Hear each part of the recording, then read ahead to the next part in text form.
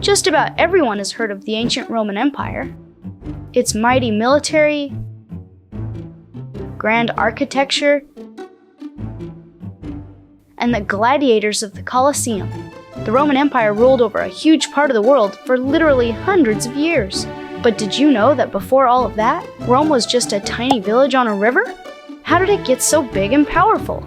Today, we're telling the story you've likely never heard about the origin of Rome and the rise and fall of the Roman Republic.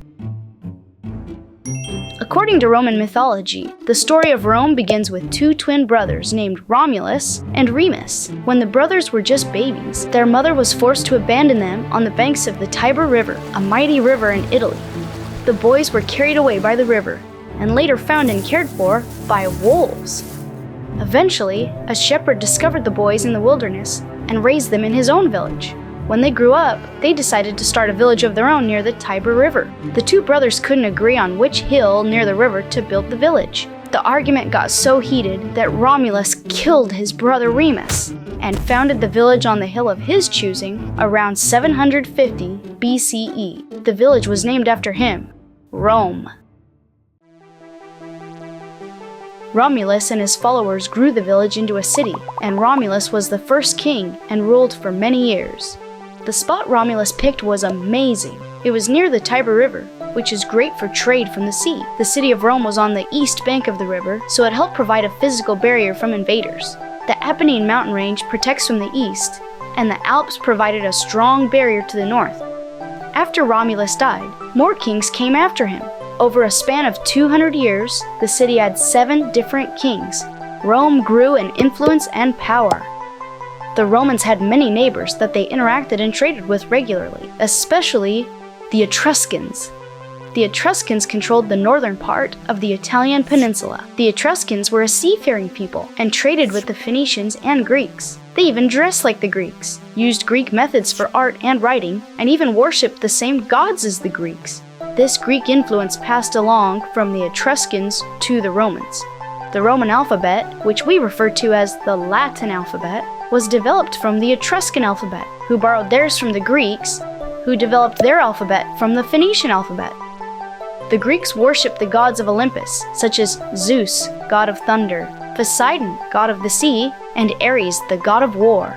The Romans adopted this worship but gave the gods new Roman names, such as Jupiter, Neptune, and Mars. The Romans and Greeks named the planets of our solar system after their gods because of their unique characteristics. Jupiter is the biggest and therefore ruler of the planets. Venus is bright and beautiful. Mercury moves quickly through the sky night after night, so he must be the messenger. The early Roman kings did not give much freedom to the people, and they ruled mostly as tyrants, especially the last king, Tarquin the Proud. He overworked the people building the city, and he made them fight many wars against neighboring people. This was unpopular.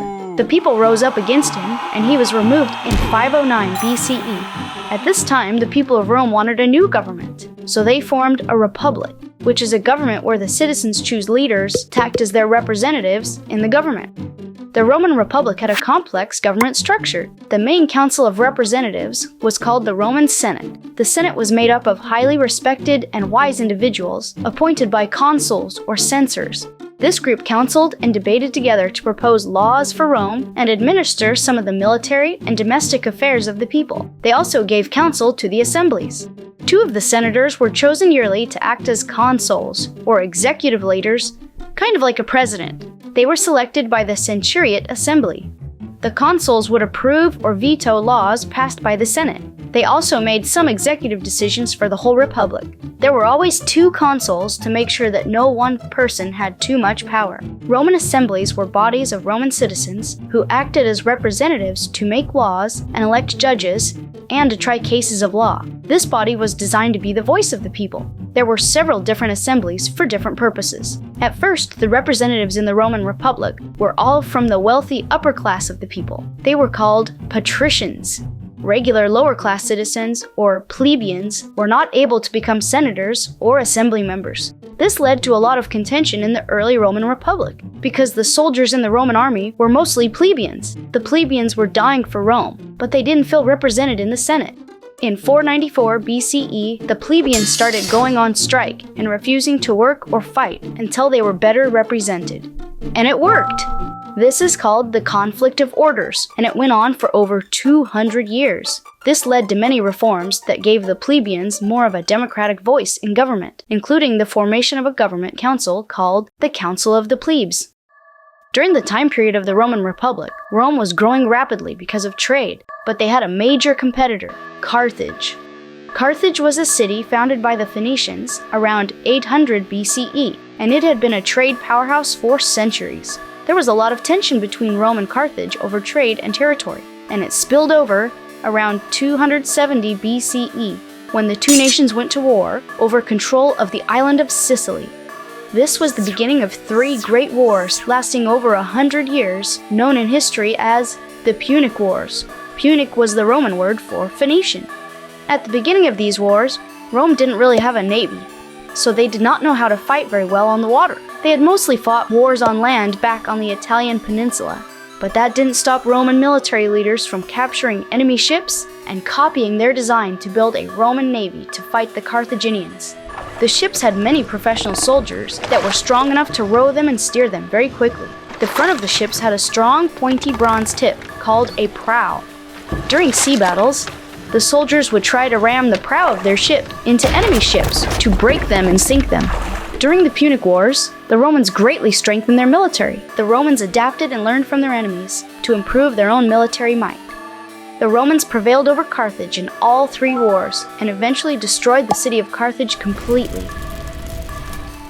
Now that Carthage was gone, Rome controlled trade in the whole Mediterranean.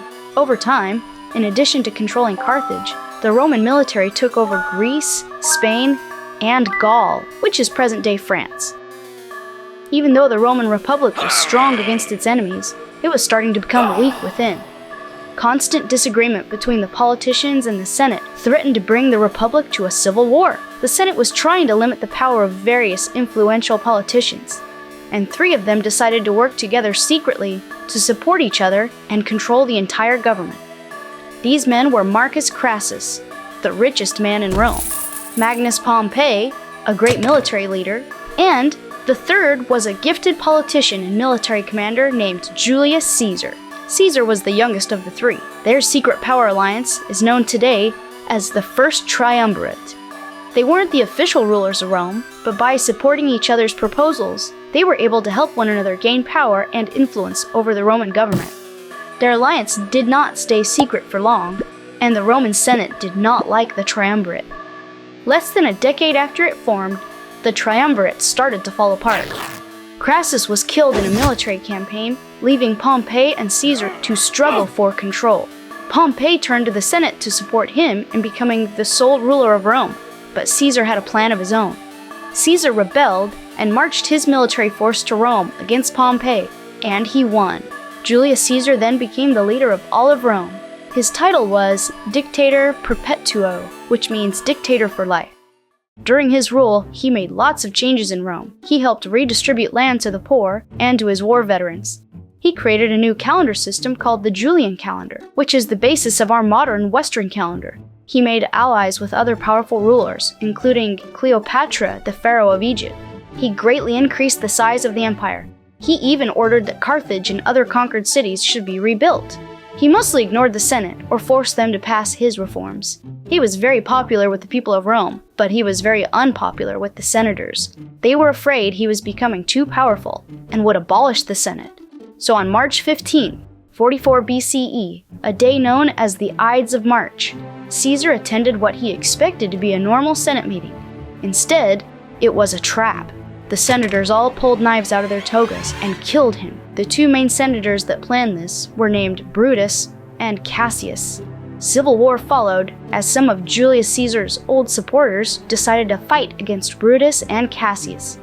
Marc Antony, Octavian, and Lepidus led the attack. They defeated the forces of Brutus and Cassius, and when they rose to power, they formed the Second Triumvirate. Even though they won, these guys couldn't get along either. Octavian and Marc Antony agreed to split the empire east and west, while Lepidus just sort of kept his head down. This balance of power worked for a little while, but Marc Antony aligned with the pharaoh and ruler of Egypt, a very famous woman named Cleopatra. They were more than just allies. They liked each other. Octavian and Marc Antony weren't getting along great before this, but this made Octavian really upset because Marc Antony was married to Octavian's sister. Oh my! History has some crazy drama. William Shakespeare even wrote some plays about all of this. Octavian and Marc Antony went to war with each other, and in 31 BCE, in the Battle of Actium, Octavian defeated the forces of Marc Antony and Cleopatra. Octavian went on to conquer and control the rest of Roman territory, including Egypt. Cleopatra was the final pharaoh of Egypt before it became annexed as a province of Rome in 30 BCE. Octavian now ruled all of Rome. The Senate gave Octavian the name Augustus, meaning highly respected, and he became the first emperor of the whole Roman Empire. Under his rule, Rome covered almost all of Europe, parts of North Africa, Egypt, and parts of the Middle East such as Syria, Judea, and Turkey. Octavian was able to do what his predecessors could not, which was to balance his rule with that of the Senate without getting killed. He ruled until he died in 14 CE. Whoa, that was 750 years of Roman history in 10 minutes. And now you know the basic story of how Rome went from a small village to the largest, most powerful empire in the whole world. Thank you so much for supporting us by watching our history videos. Please click the like button and subscribe to our channel. It helps us out so much. Stay tuned for more fun history videos coming your way soon. See you next time!